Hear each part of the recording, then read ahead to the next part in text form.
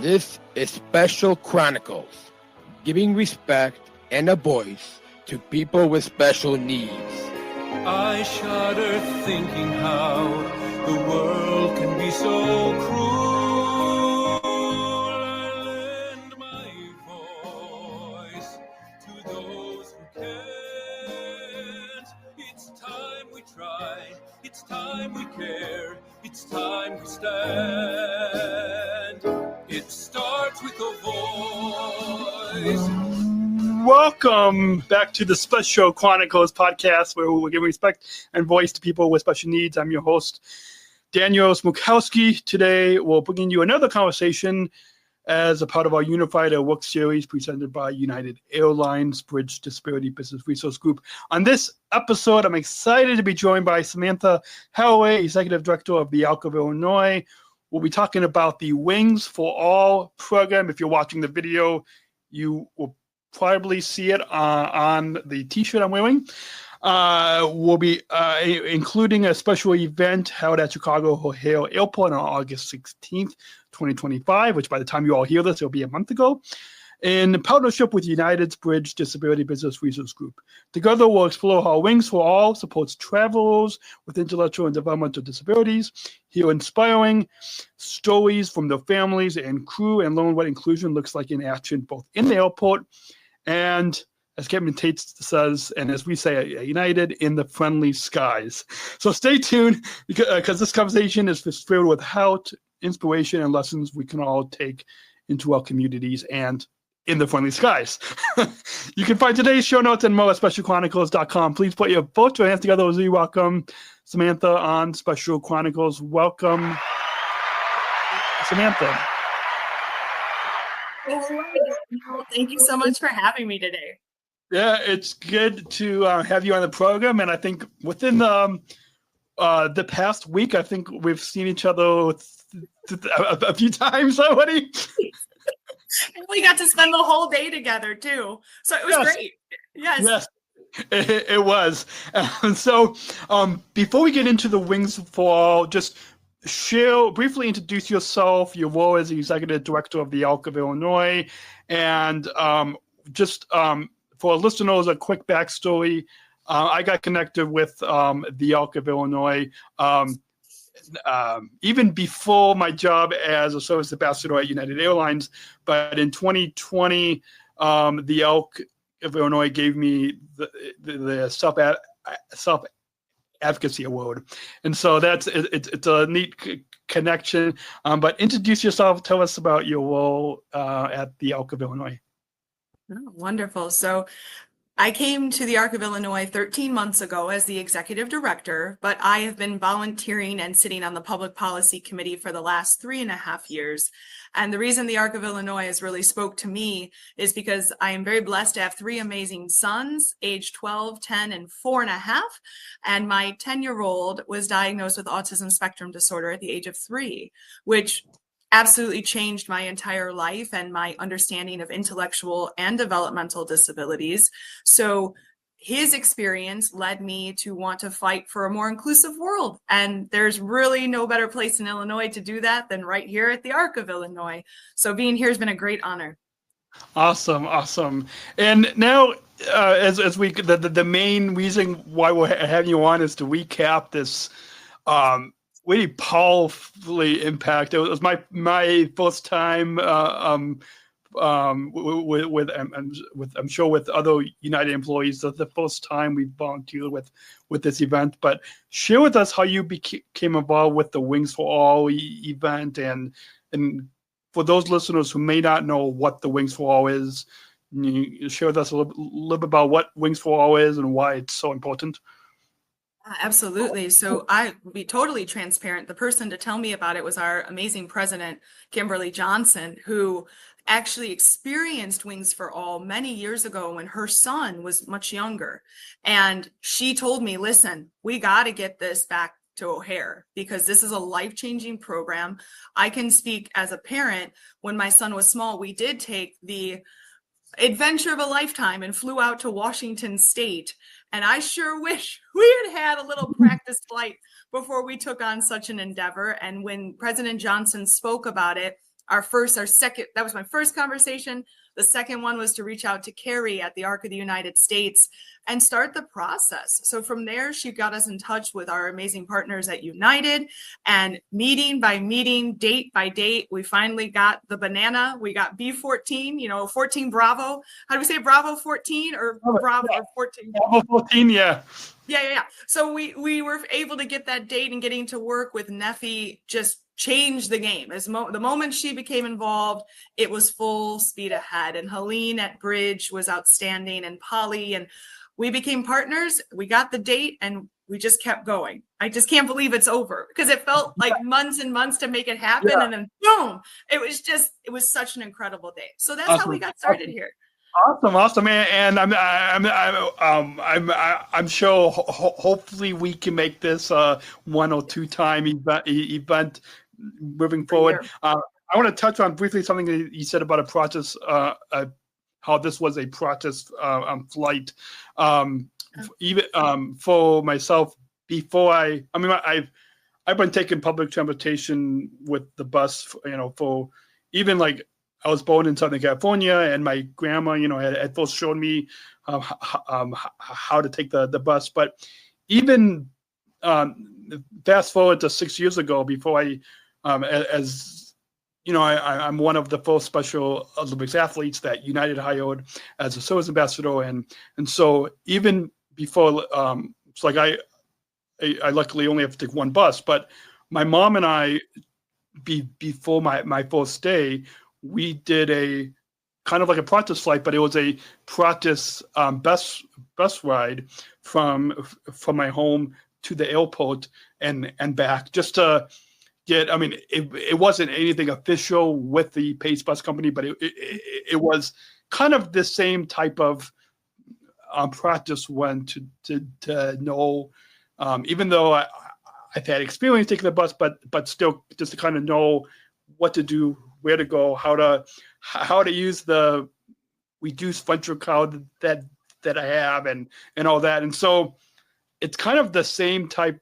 Like I'm sure that this I know from my personal experience. Like even I wish, like I'm 36 now, but I wish even a long time ago that I had this wings to wall experience. And I'm sure you probably have heard from not only parents and siblings and family members, but I'm sure a lot of the participants have had a lot of it. Have you heard from a lot of the, like, not only family members, but participants of how they've benefited from this wings for all? Absolutely. So I will be transparent that at this point, the emails have come from the parents, because I think and it was, the outpouring was immediate. By the time I got back to my email, whatever that was, 2:00, we were there all morning. Yeah. It was wonderful. We already had 7, 8 different families reach out and say, this was life-changing. We're so confident now. Now we want to book our real flight. And that is the hope. Like United, we'll do this and we're going to book some flights. And that is really the hope, is that this practice gives families the accessibility that we feel that they're due. And I think it's a scary endeavor to book a flight. Let's say you book your whole family and you spend $1,000 on airfare, maybe even more, depending on where you're going. And then your child gets there and says, I'm not going anywhere. And we had 2 children, as we experienced, you and I together, that put their heels in the ground and said, I'm not getting on this plane. And of course, we have the incredible Captain Tate, who transformed one of those amazing children and got them on the plane. But for families, the reason they don't even take that risk is the cost associated with it. So this gives us, and they don't want to go through the trauma and the fear. And this way, they'll know. And so many families came off that plane saying the first thing, we're going to book a flight. We're ready to go on vacation. So that's probably just the greatest success. Awesome. And speaking of that example, of that story with Captain Tate, we'll leave our listeners. We want them to keep listening to this episode, because if you're watching the video, we'll share it on the screen with And for those of you, just because of some technical difficulties, we can't share any video clips on this episode today. But as you know, I recorded video when you made a PA announcement, as well as Kevin Tate, and so I put that up on our my personal as well as on Special Chronicles Instagram pages, and so our listeners can go and watch those those clips. That was definitely a once in a lifetime experience. Yeah. If you would have told me I got to wear a captain's hat and speak on the PA a year ago, I would have never believed you, Daniel. Like, in what world is that going to happen? TSA going to drag me off this plane.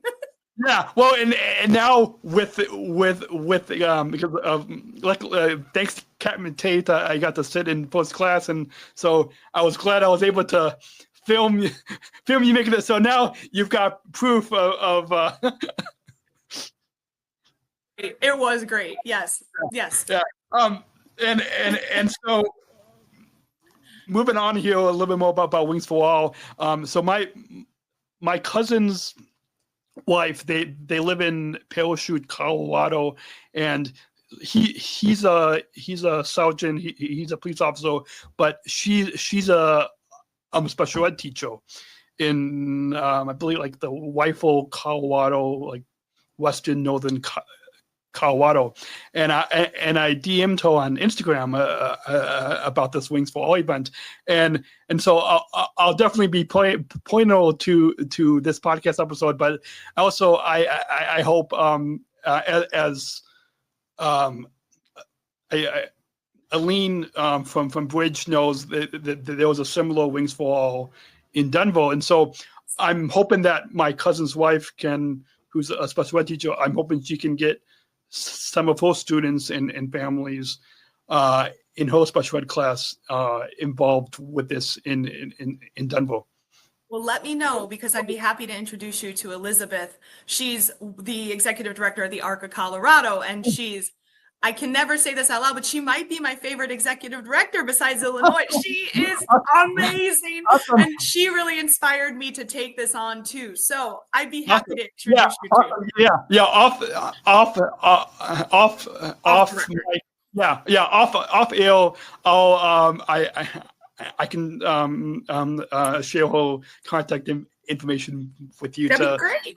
So that way she'll know who to get connected with, but and then there's another off mic connection that we were texting about that we can't talk about on air right now, but it's all these connections are coming off of this event. Exciting. So kind of with that in mind, like with my cousin's wife and who's a special ed teacher, and I'm sure for others of our listeners who are not that familiar with the ARC's Wings for All, can you share a little bit about the mission and how it supports travelers with autism, like your son, and others with intellectual and developmental disabilities, like myself? Yeah, absolutely. So in its essence, this program was created basically for accessibility. We believe in choice, we believe in inclusion, and we believe in accessibility. The ARC of the United States is the one who started this program, and the last time it's been here in Illinois was in 2017. So the initiative of accessibility, I think COVID really changed a lot of these programs. So it no pun intended, we're getting the wheels up again. We're starting that again.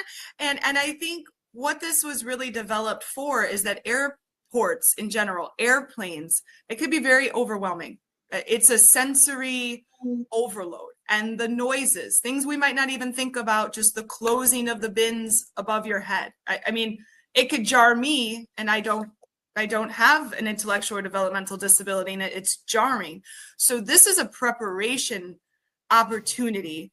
And what I loved about United, about our captain, about the unbelievable flight crew, about you, is what was so outstanding. And you were there, so I'm talking to somebody who gets it. We stopped. That plane stopped on the taxi, and it gave parents an opportunity. This is for every parent at home, an opportunity to use the washroom, to walk in that little, that aisle small. I'll never understand how you guys get that cart through that. I'll never. You got a bowl 300 every time. The staff is unbelievable, right down the center of that lane. And to see what it's like, we had catering service on this flight.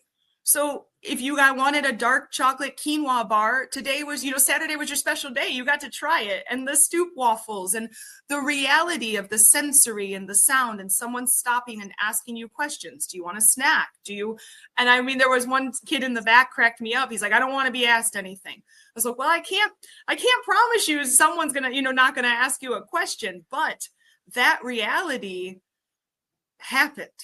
Yeah. And so parents and self-advocates aligned got to decide, is this for me or is this something I'd rather not do? And what we can say thus far is the success rate of the families we've gotten to speak to, right now, we're at 100% of those families now feel prepared to take that next step and to book a flight. Awesome. And that's just an opportunity for true accessibility. For awesome. families.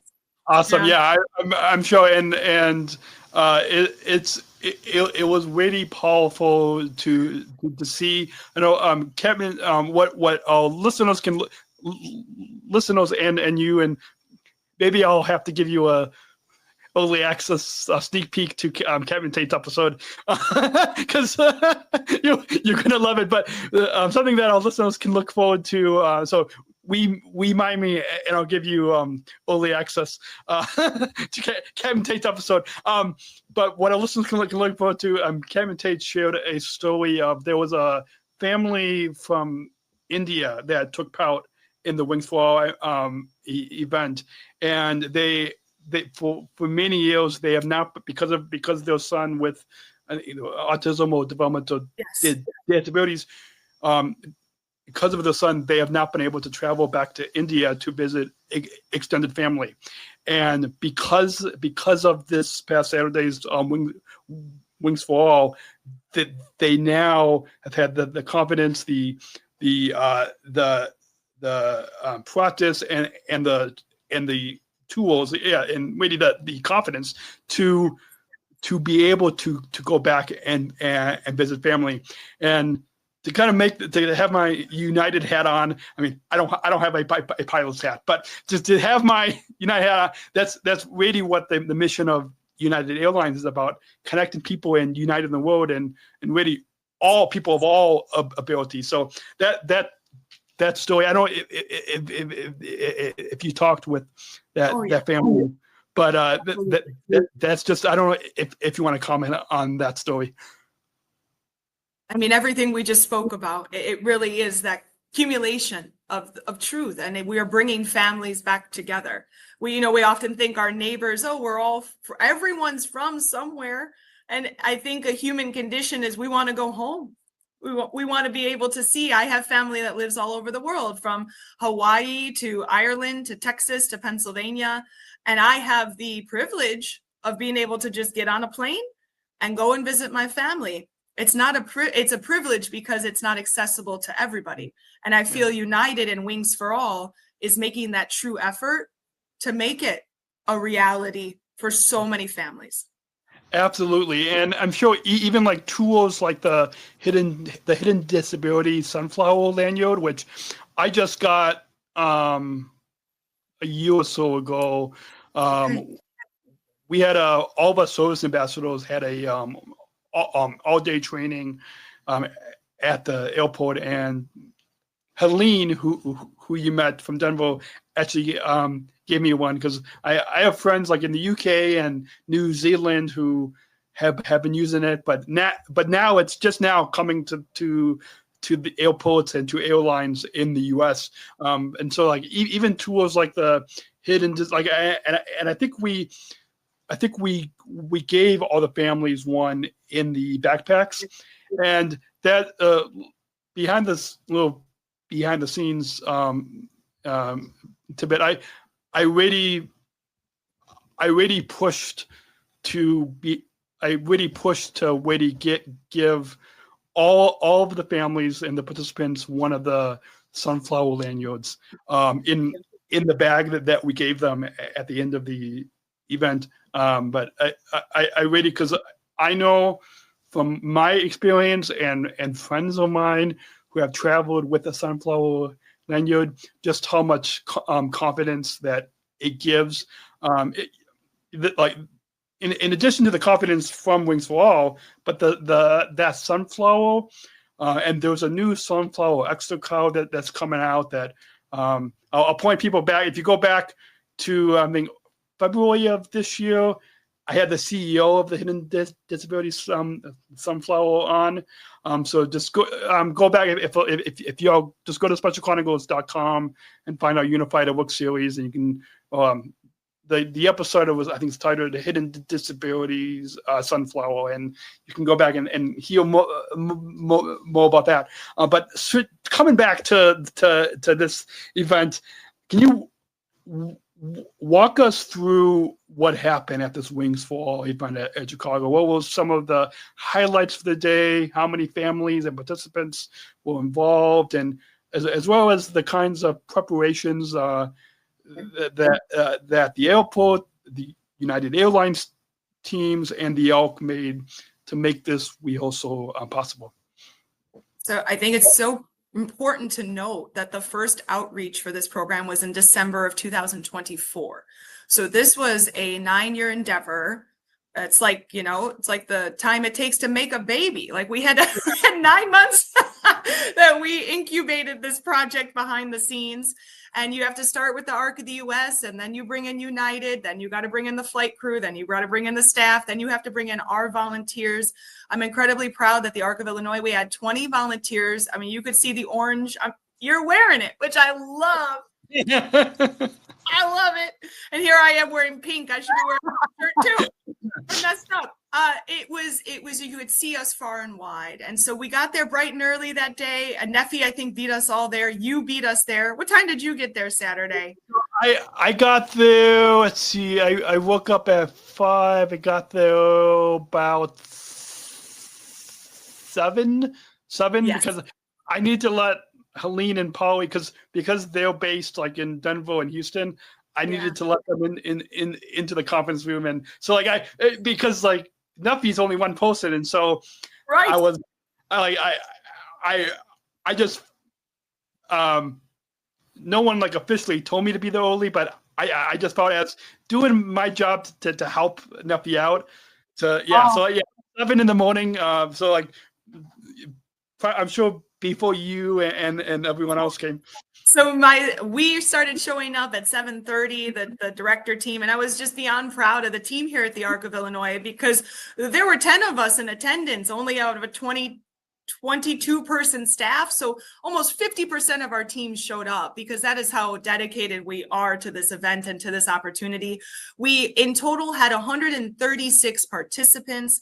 So we had 50 families, and only 2 weren't able to show up that morning, which is amazing considering the reality of day-to-day for people with disabilities. Everybody came in. We had the first little hiccup in the beginning that the lot we were supposed to park in was closed, and then we were panicked beyond oh God, where's everybody gonna park? But we figured it out, didn't we? Yeah. And that is aviation travel. Things don't always go as planned.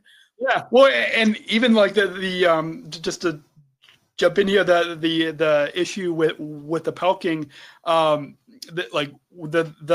solution of the parking lot up that I think we told you, I think is actually, and I think some of it probably has to do with how much United can reimburse and all that, but honestly, I think the parking lot up is an easier place to park, because it's in the same building as the airport transit that you have to take. And then even something I was telling, I think you met Sarah from our headquarters team, and something I was telling her afterwards, and I know I'm kind of jumping ahead of the day, but I'll let you get back. But something I was telling her, so we had a United volunteer and an Elk volunteer to direct people from when they got off the platform and then up the escalator, and on that bridge, and I know some people were afraid to like go on the escalator, but even like because of how big the airport lobby is, I think we had most people go down the escalator and then go, halfway through the lobby and then down another escalator and then to the group check-in. And just kind of thinking for in the future, and you might even want to make a note of this, but I was thinking once people, park in that parking lot F and get off in Terminal 1 and then go over the bridge, having the two volunteers, having two volunteers, at the top of the one escalator, and then on the other side of the bridge where there's an elevator, having two volunteers on the elevator, and then when the families and participants come, having them push the lower level button to go down to baggage claim, and that way, if you and then having another couple volunteers at the bottom and baggage claim, so like instead of having to like take the escalator down and then walk through the lobby and then down through another, if you just have everybody just use the elevator. That way, those like I even saw there was a couple of people that were afraid to get on the escalator. So to kind of both one to get rid of those fears of using the escalator, but also to make it even a bigger part to make it easier to where the group check-in is to just take the one elevator down to baggage claim, and then it's just a quick halfway walk down to where the group check-in is. And so instead of having to go up and down, it's just over the bridge, down, and then I don't know if that makes sense. Makes perfect sense. And it also means you're going to be on our next steering committee because you had all those ideas just waiting. So when we come back in the spring, you won't be able to hide from me, Daniel. I'm coming to find you. Yeah. No, definitely come find me. And being on a bridge boat, I knew like I heard Aline and Polly and Nuffy talking about this, but I wasn't brought on to volunteer until I think a week before the event. So like I like when I met you and Becca, that was a few days before. And so but yeah, I'll definitely be able to help you definitely. And now that you have my phone number, you can reach out anytime. Yes, hi. We won't bug you, but we look forward to continuing the relationship. Yeah. Continuing the relationship. Yeah. So can you share with us what some behind the scenes moments from the? So I mean, I guess we kind of went off track a little bit, but I'll let you continue to as you talk about the day. And in a moment, we'll put up a map of that Captain Tate had sent me this morning of the journey that we went on in throughout the airport. But in continuing to talk about the events that happened, sprinkle that in with some behind the scenes moments from the day that our listeners won't normally get to see, and talking about the fun, emotional, and surprising moments from the volunteers to the families to our United Airlines teams. So if you want to go back and sprinkle that in with some behind the scenes stories. Well, are you going to put up the map while I talk about it, or are we going to do that after? Yeah. I can. Let me put up. Yeah, the great. Kevin Tate had to cue me in to put up the map as well. So for those of you who listen to the audio podcast, go to specialchronicles.com, click on YouTube, and you'll be able to see see the map. But yeah, isn't this wild to look at and to think that?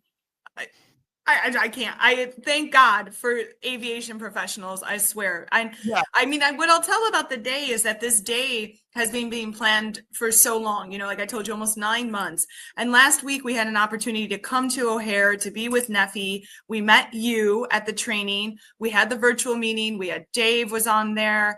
I believe most of the flight crew was present on that training as well. So I think what made it such an amazing day is it wasn't just us meeting the families. United in the Arc of Illinois, we had to learn each other too. And we had to learn each other quick.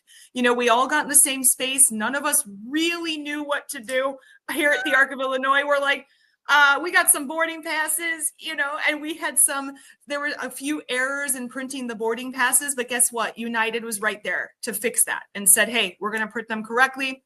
Give us your ID.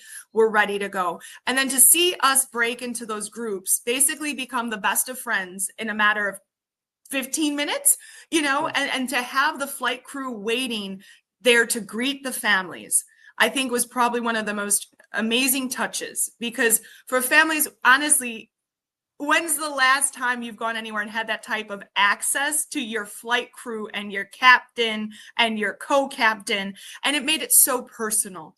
And it took a lot of the fear away from families. And then we made our way up to, you know, B14 and we were waiting. And what we able to do as volunteers is to walk around and talk to families. What are your concerns? You know, what brings you here today? And for many of the families, just as we spoke of earlier, Daniel, it was simply, I didn't know if he could get this far. I didn't know if she could even make it through this whole process, you know, having to go through security, having to put your arms up in the little tube, and would that be too confining for them? Would we be scared? But we made it this far, and so now our confidence has grown. But it gave us an opportunity to learn who the families were.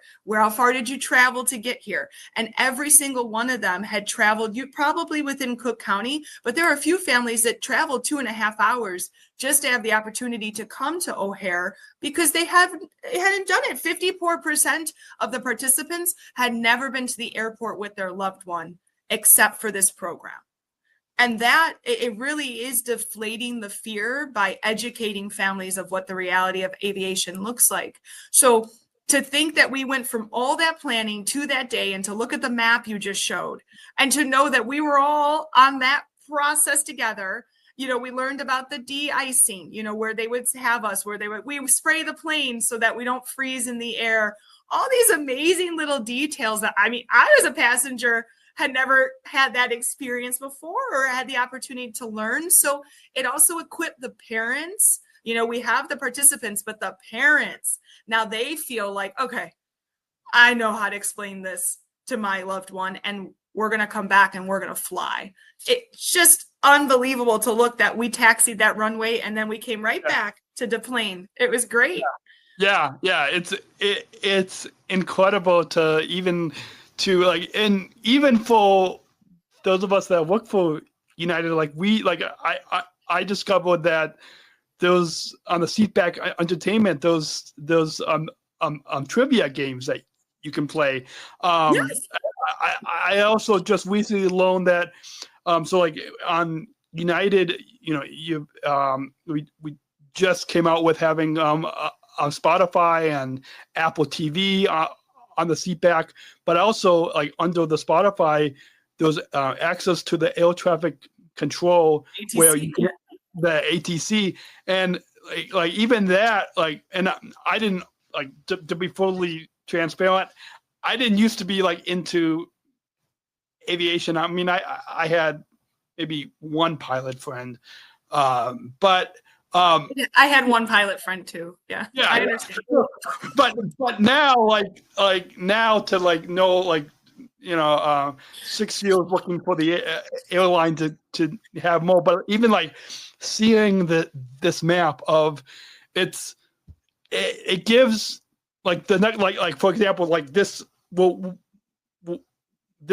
this Friday I'm going to be flying to DC, and I'm glad that we're pre-recording this, so our listeners are not going to know when I'm out of town, because this is going to come out next month. And so anyways, like the next time, like, and I'm sure the next time that you fly as well, and I'll listen to fly, seeing this map.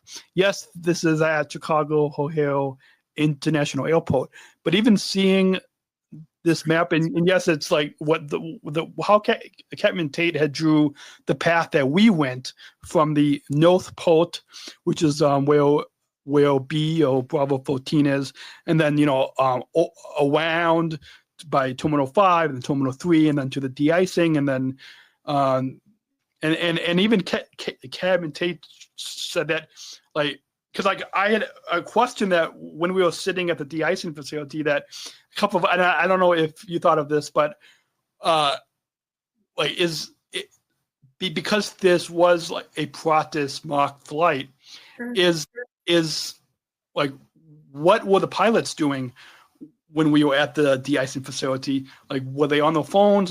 But Kevin Tate had said that they treated this like as if we were actually up in the sky.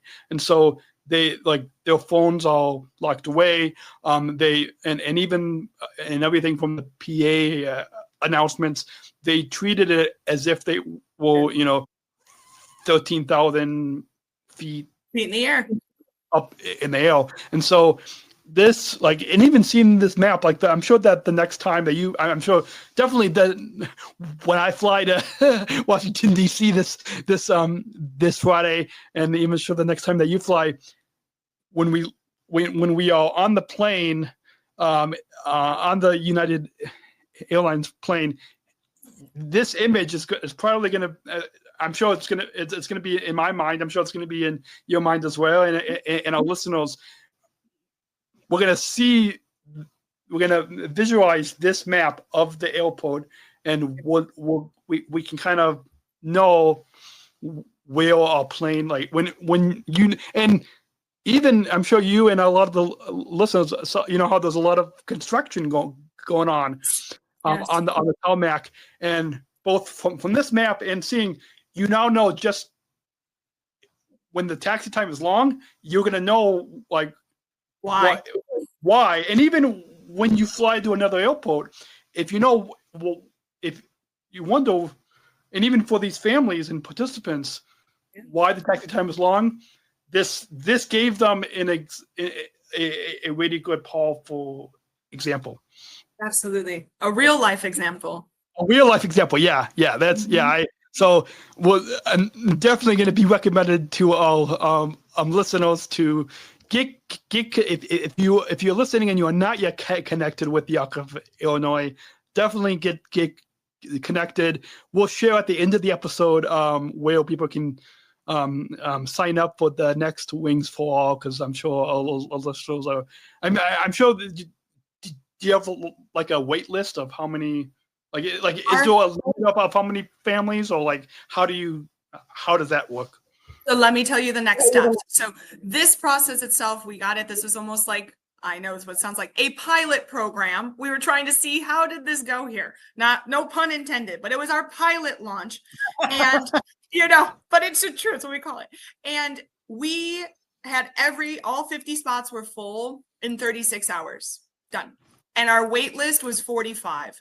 And the only reason the wait list didn't keep growing is because eventually people knew it was full. We had our volunteer list full. We had to extend that. It was a very high demand, which was great. So now our goal, when we meet on Friday with United, and what we'll continue, is start sending these stories from families who are telling us this was life-changing. We need it back here at O'Hare. And so this is a great opportunity for me to say we are ready. We're ready to go. We are ready to do this again. We were thinking maybe the spring initiative, and then fall. But of course, we'll work with United on that. But they said we need to hear the feedback. Was it worth everything we poured in? And I assure you, Daniel, it was beyond what we could have hoped for. The impact has been immense. And families, just the gratitude they have to, sure, us here at the ARC, but to United, and also to the Chicago Department of Aviation, for allowing us to have this program here, and for allowing us to advocate in such an impactful and hands-on way. We don't always get to see those results so quickly. So it was very moving for our whole team as well. Awesome. And have you for when we meet this Friday, as well as the upcoming meetings, in addition to these families and participants, we reaching out to you and your team whether it's through email or through a survey, had you guys, again, no pun intended with Special Chronicles, but have you guys chronicled these stories to share with me and my colleagues at United so that way, like when we, because like to know, to be able to do this again, like have you chronicled these stories, or like do you have like either a document or some type of way to chronicle these stories? It will be chronicled. It will be very detailedly chronicled because we want this back. This was just such, so it'll be chronicled. And awesome. Yes. Awesome. Yeah, it's amazing, all these, whether it's pilot and aviation puns, or even with this podcast, Special Chronicles, all these kind of puns that we're able to make. Before we get to this, and I want to leave our listeners on the edge of the seats of this empowering passenger story. But do you, I obviously, living with developmental disabilities, I probably the training that you and Becca gave to all of us employees, I probably didn't personally need because I've lived with it for 36 years. But, and I'm sure my coworkers at United will understand. But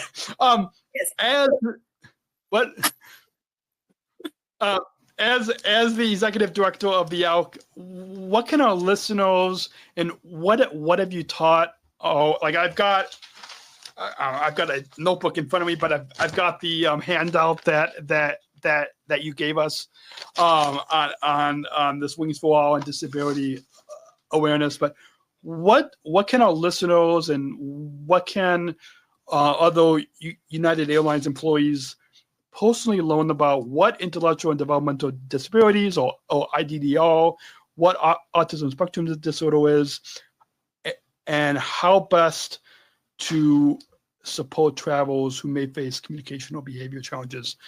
What can they learn about intellectual and developmental disabilities? I want to know. I am on the call with you, so your voice is far more imperative. But what I can share is some things that we've heard from individuals, from self-advocates, my son included. I think it's really simple. Everybody, almost humans, we want the same thing. We want to be treated with respect and dignity. And just because we communicate in a different style, in a different way, doesn't mean that the effort is not important. And what we were able to see through United is that the effort was above and beyond, to make sure that everybody felt seen and everybody felt included. There's no shame in asking, and I could speak as a parent for many years. My child was non-speaking, but he was very communicative in his ways. So I knew what he wanted before he was able to verbalize the way that maybe everybody would understand.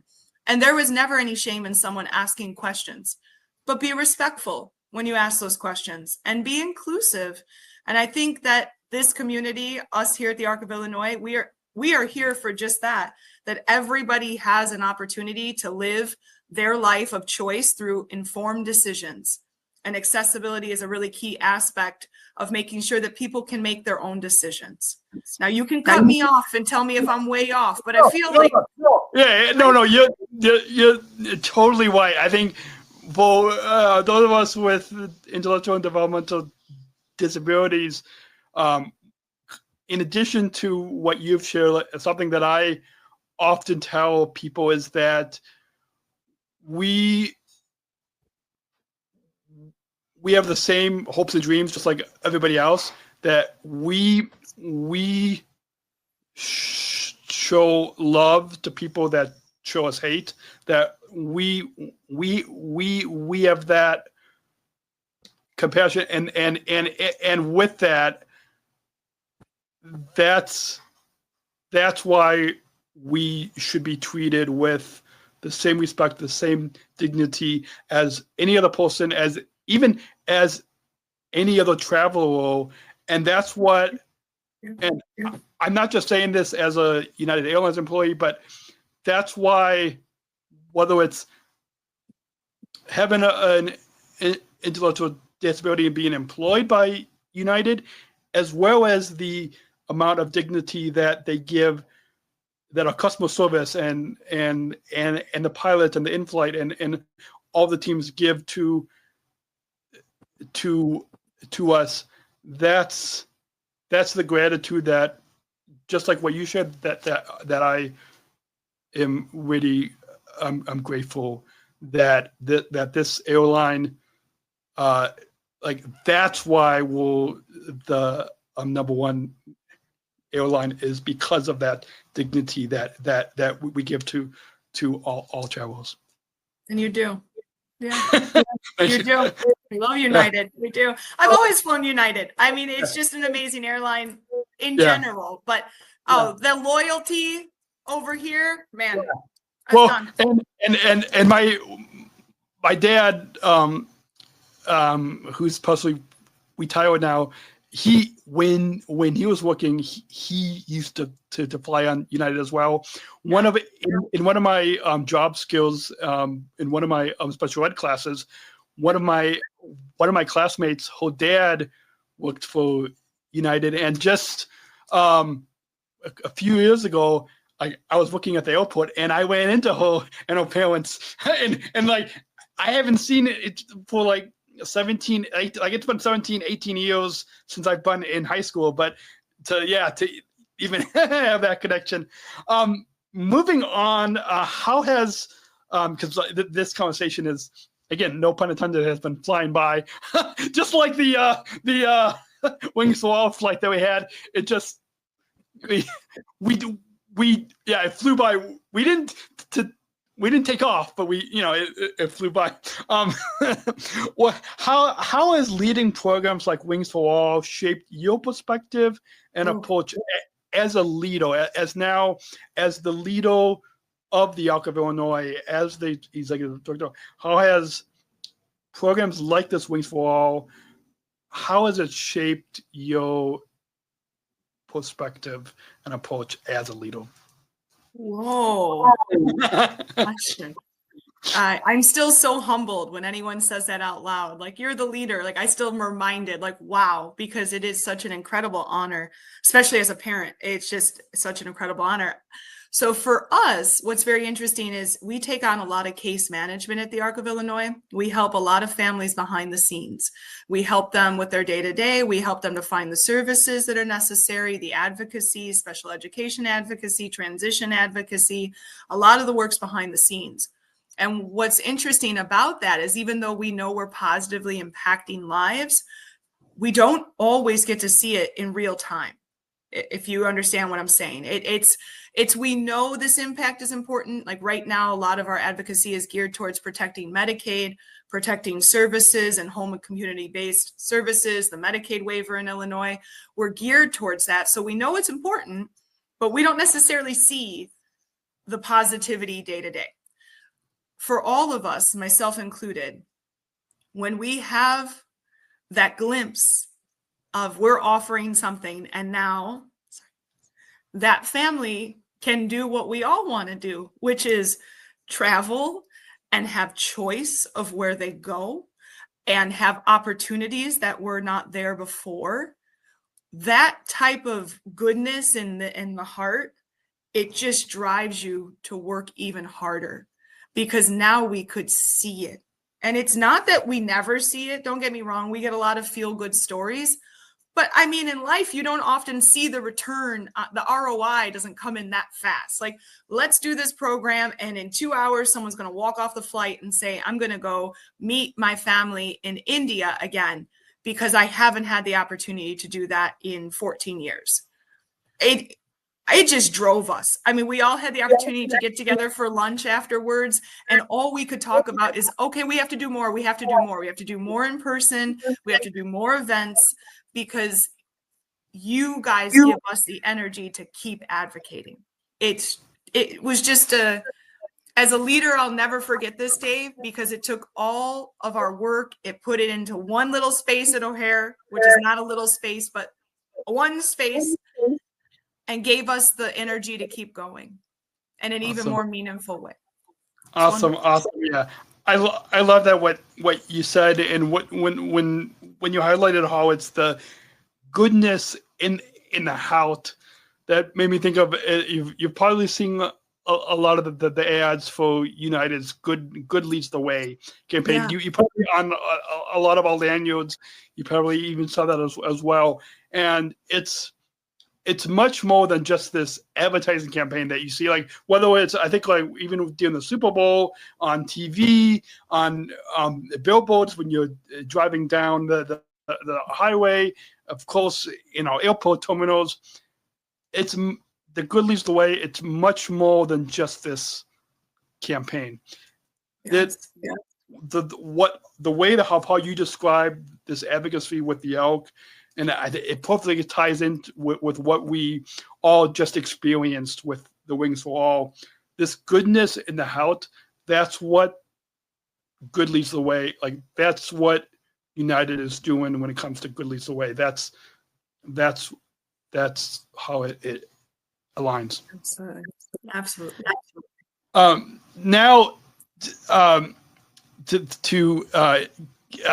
get to this empowering passenger story that Captain Tate, what you all can listening in can look forward to on the next week's episode. Hopefully, Samantha, if you remind me, I will try to give you an early access sneak peek before the public.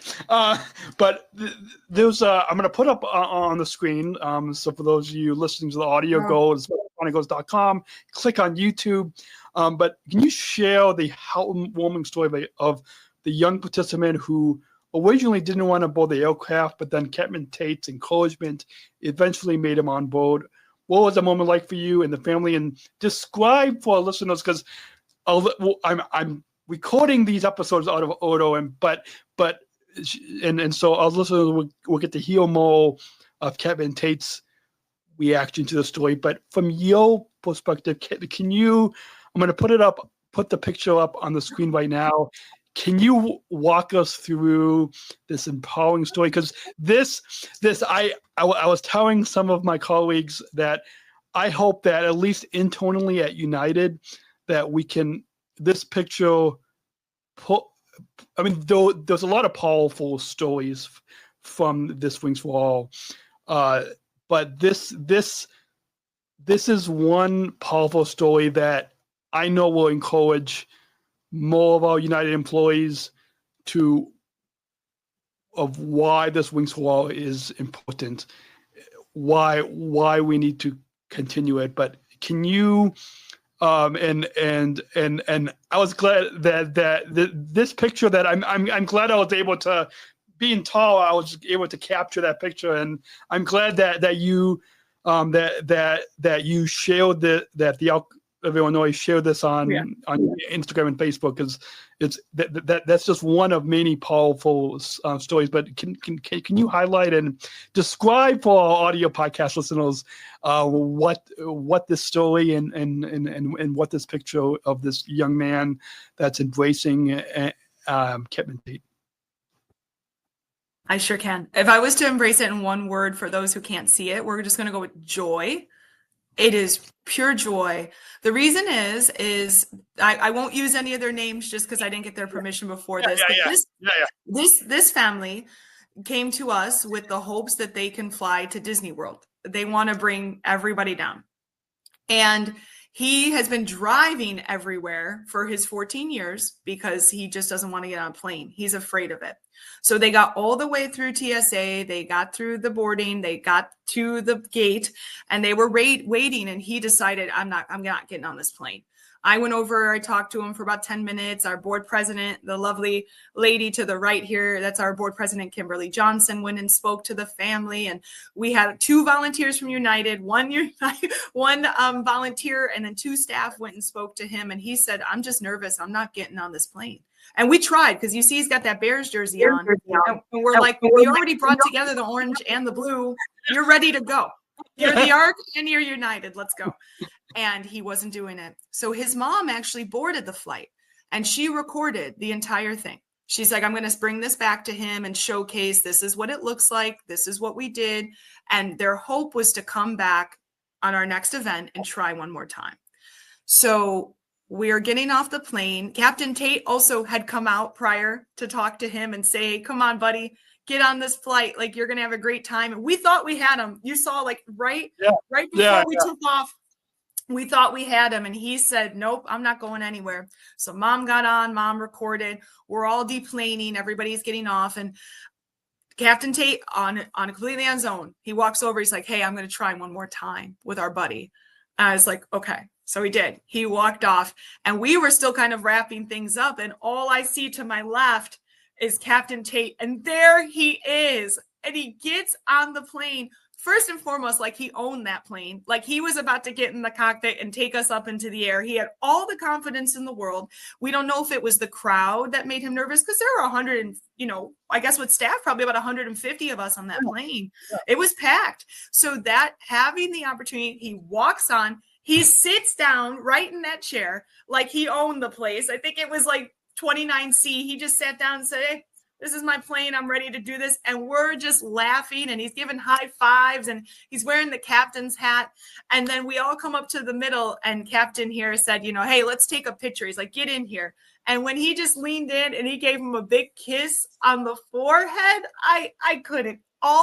For us here, all we had were tears. The flight crew was in tears. The captain, look at that smile. I mean, this was just pure joy, because it felt like he was ready. And then he told him, okay, we can go now.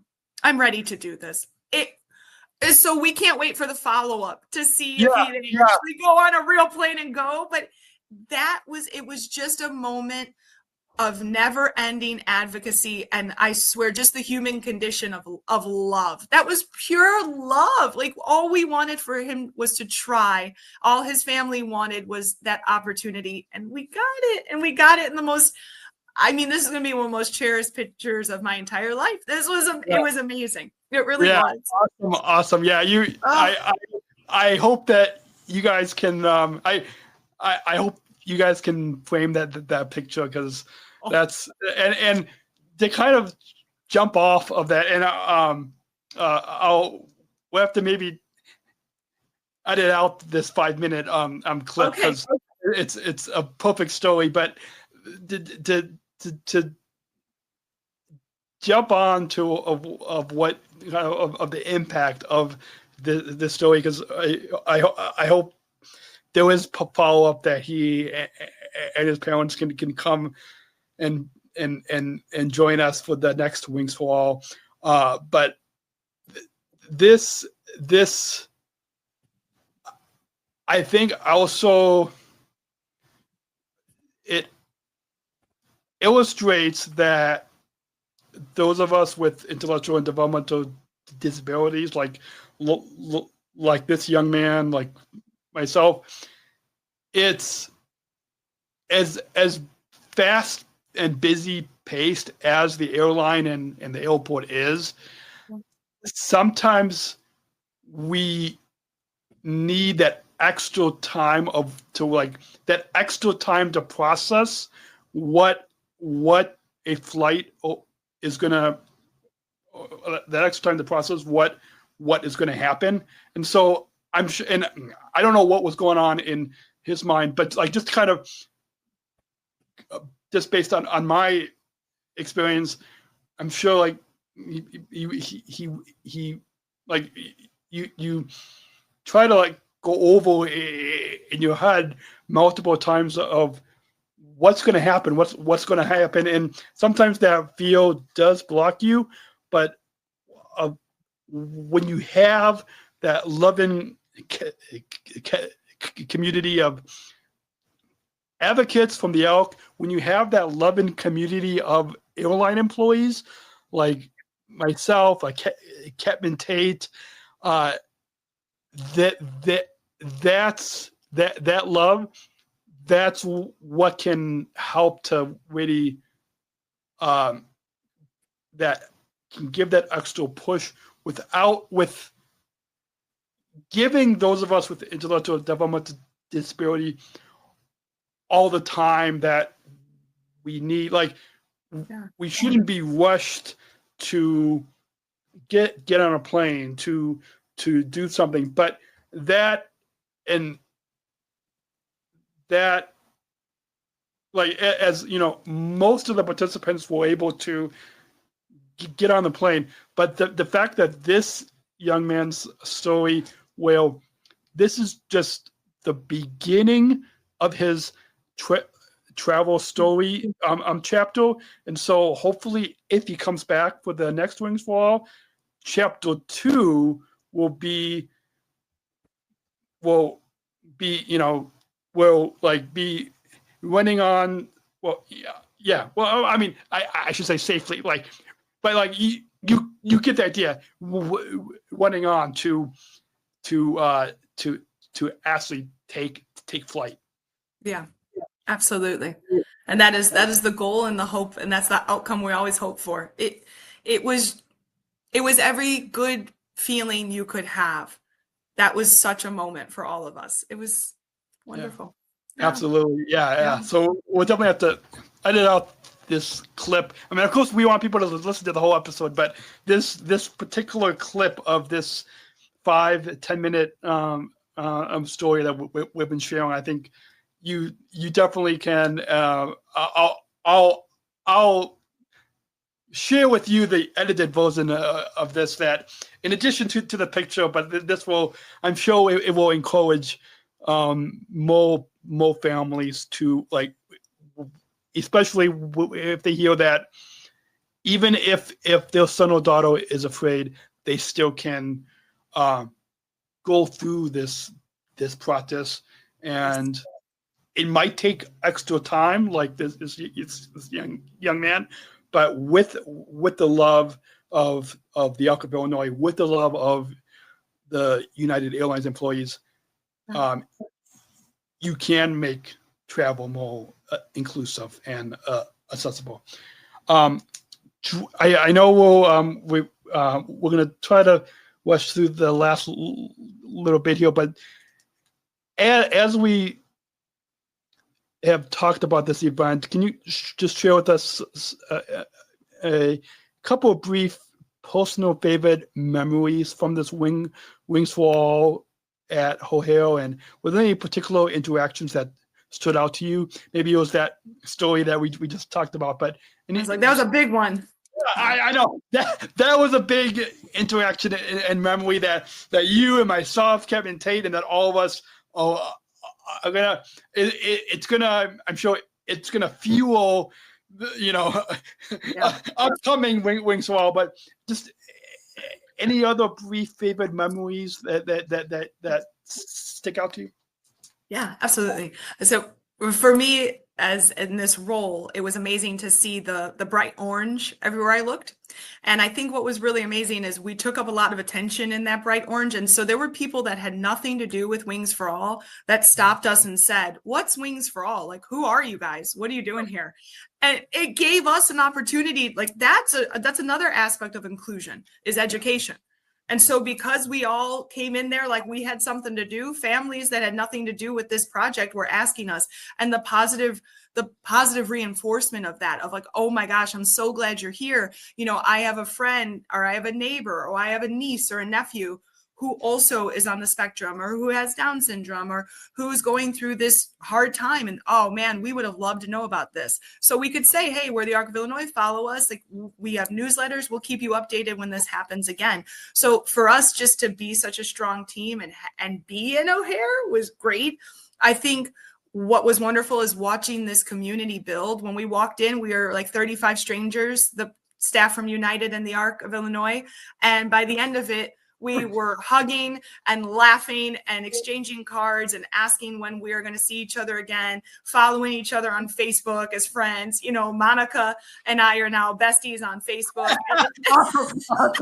Because her energy, we were dancing, it's like we all became focused, and we also felt such a deep connection with every participant and family member. So I think it was the energy, the rejuvenation, the positive reinforcement, and such a high level partnership with an airline that we trust and respect so tremendously.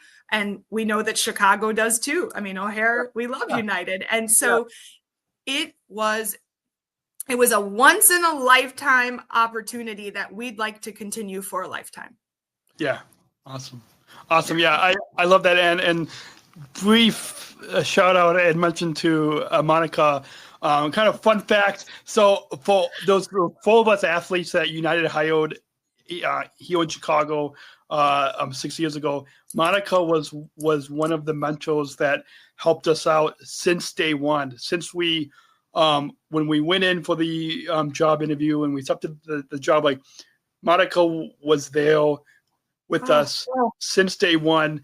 Now we don't see her that much just because of we've been here for 6 years but like she, because of her personal connection to our developmental disability community, which I'm not going to share it now because it's her story. I think she shared it on this podcast in the past, but like her, not only is her happy environment as a customer service agent was like as you witnessed, but the fact that she loves and cares for not only all the passengers but especially those of us with intellectual developmental disabilities.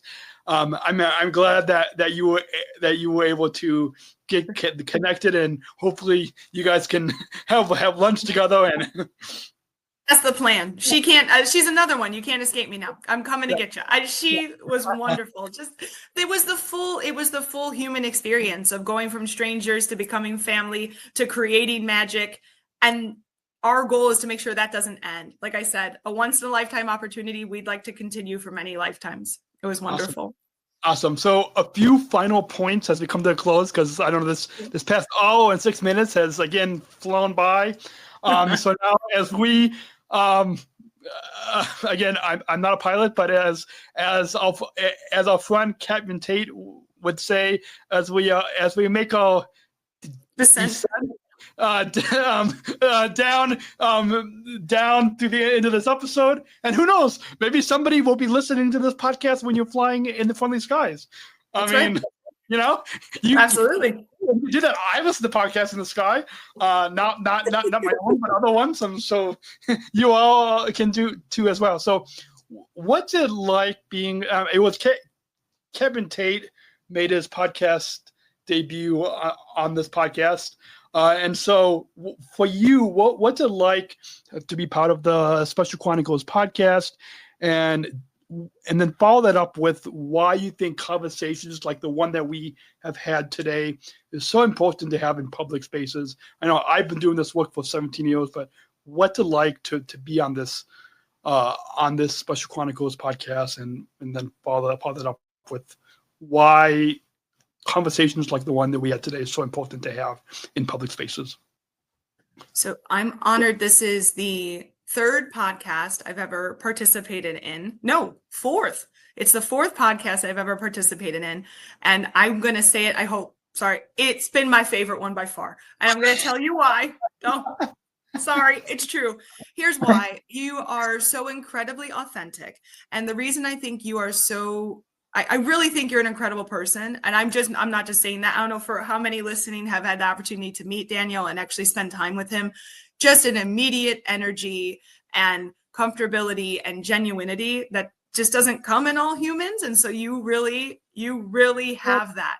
You're also a very captivating speaker because you're simply speaking the truth. The reason I think it's so important is for you as a self-advocate, you being able to present yourself as such an extraordinary professional, not just for United, but now that I know that's not even your first gig, this Special Chronicles. How many years now? You said 17 years? This November will be 17 years.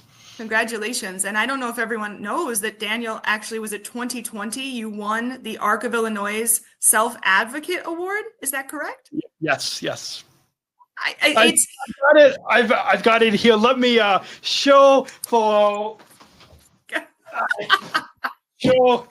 Let me go off camera because I've got it on the other side of my studio. I will. I don't know if you can see it on the screen. I can. I've got it. I know that the green Look at screen, that. but yeah, I still have it, and I don't do this work for the recognition, but I do chair, like I've got it displayed in my studio. It's imperative, because I think sometimes people don't know how to advocate for themselves. They don't necessarily know what it looks like, but there are so many self-advocates in training. I believe in not just the state of Illinois, but I believe throughout the world. And you having the power to share your truth and your voice, you are encouraging, I'm going to say, an infinite amount of families and advocates to hopefully share their voice. It's the most important voice, and everything we do in disability should always have your voice or the voice of another self-advocate. And so being able to see you doing this gives me the knowledge that we should always continue with that message of nothing about us without us. We need to have the true voices here. You are a true voice. You are a true leader. And I'm honored to be here with you today. It's been amazing. Thank you. I do. Thank you for those kind words. And I've heard from many sub-advocates over the past almost 17 years who have been empowered by either being on my podcast or being a listener, and then starting their own sharing those stories publicly, whether it's on a podcast, whether it's through a video show. My girlfriend who has Down syndrome, I've actually, there's a newspaper article in the Oak Park newspaper that's hanging. I'll have to actually, if you go to specialchronicles.com, click on the George and Daniel podcast, you can find a link to this. But she has her own. She went to Triton College. She was empowered from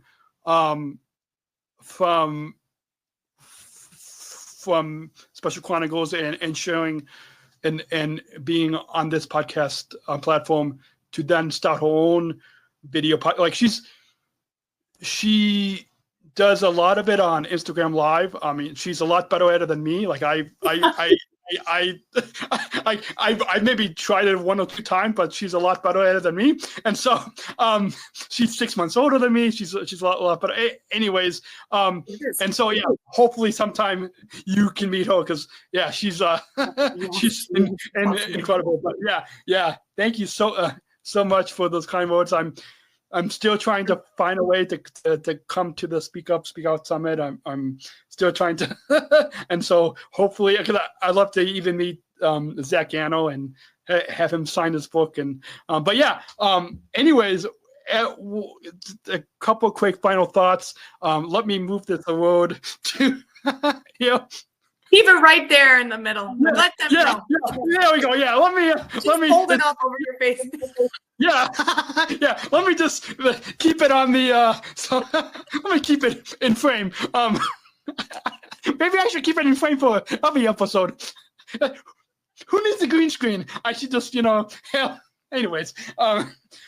Okay, we got one final question.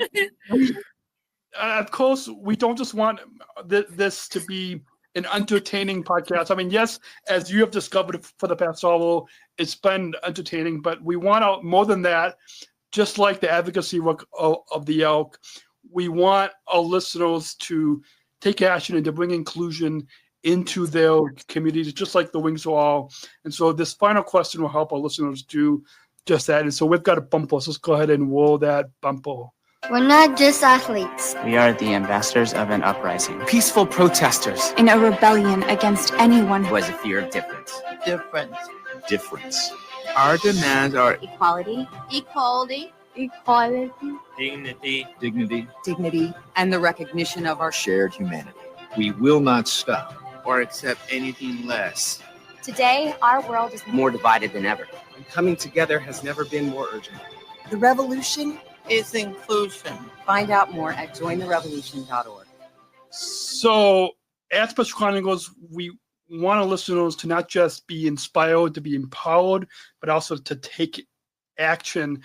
And this final question that you're going to share with our listeners will help our listeners to bring inclusion into their communities, into the workplaces, into those schools, and even as with the Wings for All event, will bring air travel more inclusive. And so this final question, and one of these days we should share all the answers to this question, because it's amazing all the past. I've been asking this question ever since I came back from the 2019 Special Olympics World Games in Abu Dhabi, and so for the past 6-7 years, I've been asking this, and it's a good call to action of how can our listeners bring inclusion beyond the airport, bring inclusion into their communities. And so you can answer this however you want, whether it's related to Wings for All, whether it's related to self-advocates, however you want to answer this, and to help our listeners to take action into their communities. So what does inclusion mean to you? Ooh. So I think inclusion goes past just including people to say, I included someone with a disability, right?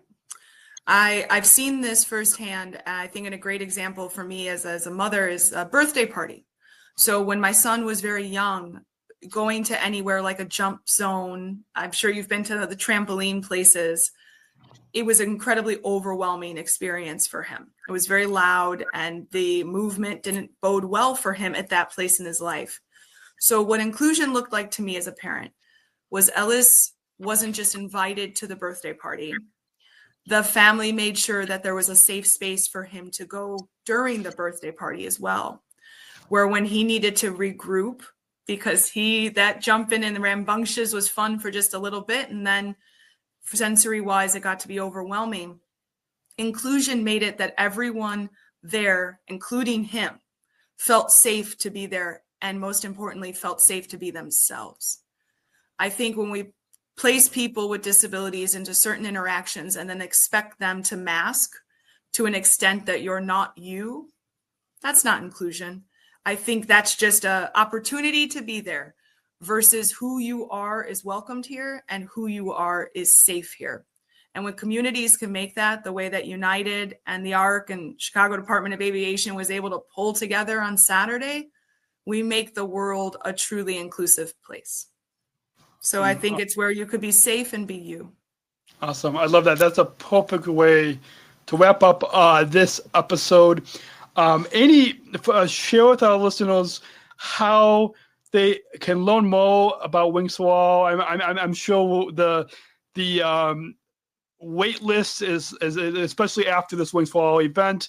After our listeners, this episode will drop in the middle or beginning of September, and so I'm sure even after this podcast, I'm sure the wait list will probably continue to grow, but I'm sure that's a good problem to have. Maybe who knows? Maybe the United might need to get two planes. I don't know. I mean, maybe. I don't know.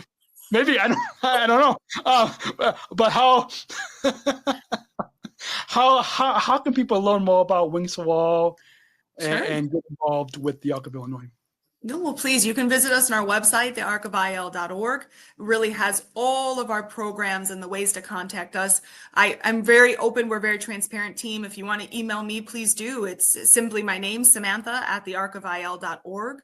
We are definitely collecting stories that we want to present to United. So if you're like, hey, this would really benefit our family, feel free to shoot me an email, or you'll see our contact us page also.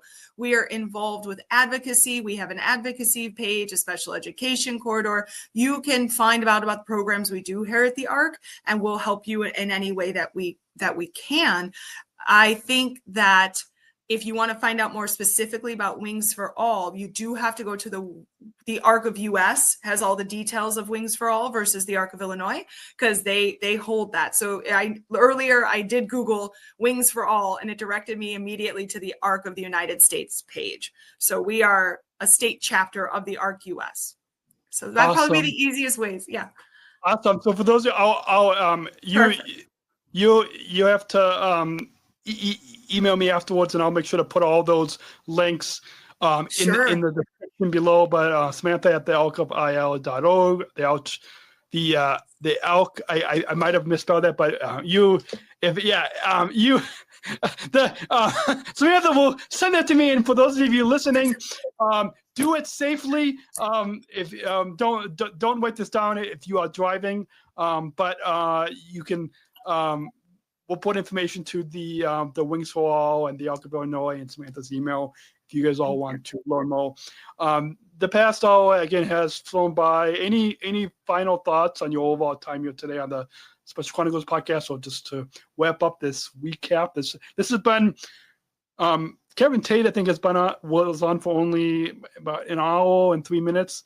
You have now an hour and 20 minutes, so you've now beat him. But it's fascinating, and I'm sure all listeners are going to be empowered. But if you are taking I would say an hour and a half to 2 hour flight, this is a perfect episode for you all to listen to. And if you're not flying, then listen to it anytime, anywhere you listen and get podcasts. But any final thoughts? Definitely. Just absolute gratitude to you, Daniel. You made the day such an incredible experience. You helped me navigate that airport. Like, honestly, I don't think anybody else could have. And then to follow up, this level of advocacy is life-changing, not just for us here at the ARC, but for everybody we serve. And all I can end with is thank you. Thank you for being a true leader, not just in aviation, but in advocacy. We're so proud, and we're so proud to partner with you. That's all. Thank you. Yeah, I'm looking forward to staying in touch, and if there's anything else at Special Chronicles that we can do to support the work that you guys are doing, or if you have any other events or conferences, we'll be happy to. My dad is the business manager, so happy to talk about how we can continue to let all our listening audience know about the powerfully impactful work that the Elk of Illinois is doing. Thank you, Dan. So for those of you listening, just want to with this podcast, as Samantha knows, would it be possible without our sponsors and supporters? So this episode is brought to you by United Airlines, Bridge Business Resource Group, connecting people of all abilities. Learn more at specialchronicles.com/united, including, and I don't think I told anybody this on Saturday, but Samantha, I'll have to point you all to this on specialchronicles.com/united. With United put together, and I'm actually included in this. It's called a social story, which walks travelers with either autism or developmental disabilities on the entire travel journey, just like they experience at the Wings for All. But this gives them detailed pictures and descriptions. And so there's a link to that on specialchronicles.com/united, which Samantha, I'm sure it's going to be a resource that your families can, after participating in the Wings for All, they definitely should check out United's social story.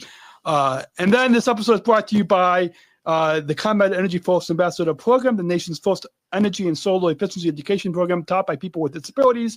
Learn more at specialchronicles.com/ComEd. I know. I can't believe I left that social story out all the way to the sponsor mention at the end, because that's a great resource. Now we have it. It's okay, and we will continue working together so we can advance that message as far and wide as you need. Absolutely. So that's it for this episode of the Special Chronicles podcast. Huge thank you to our guest, Samantha Alloway from the Elk of Illinois, for sharing her experience and stories from the Wings for All program. If you would like to learn more and get involved with the Elk of Illinois, we'll put the link in the description below, where you can find more resources about Wings for All through the Elk's national website. Be sure to subscribe or follow the Special Chronicles podcast wherever you listen, and leave us a 5-star rating and review. You know what to do with podcasts. Listeners, follow us, comment, Subscribe to our, follow us on social media at Special Chronicles. You can find out, and our newsletter, specialchronicles.com is where you can find all those. And until next time, remember, disability is just one part of who we are, and inclusion makes us stronger. Actually, and sometimes I forget to mention that we have a merch shop. Our Disabled Voices Matter. I don't know, Samantha, if you've seen it, but if you guys all go to specialchronicles.com/shop, Disabled Voices Matter. In fact, if I get a chance to come to the summit, I'm going to try to remember to wear my merch. But Disabled Voices Matter, 60% of the profits will go back to Special Chronicles. So you all can check out that. Thank you again, Samantha, and looking forward to continuing this conversation. That's right. Thank you so much, Daniel. And we'll cut you all next week. Thank you for listening to this episode of the Special Chronicles podcast. Our podcast was produced by Daniel Smrokowski on the Special Chronicles Network. Follow Special Chronicles on Instagram, Facebook, Twitter, LinkedIn, and YouTube. Subscribe, rate, and review Special Chronicles on Apple Podcasts, Spotify, or wherever you listen to podcasts. Our website, specialchronicles.com, where you can stream our archives of over 500 episodes absolutely for free.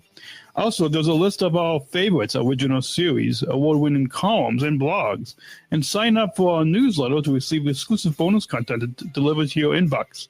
Again, specialchronicles.com.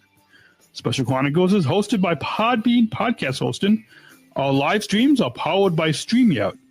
Thanks, as always, to our business manager, Daniel Smrokowski, who always encourages us to never give up. I'm Daniel Smrokowski, back next week with more stories. Special Chronicles, giving respect and a voice to people with special needs.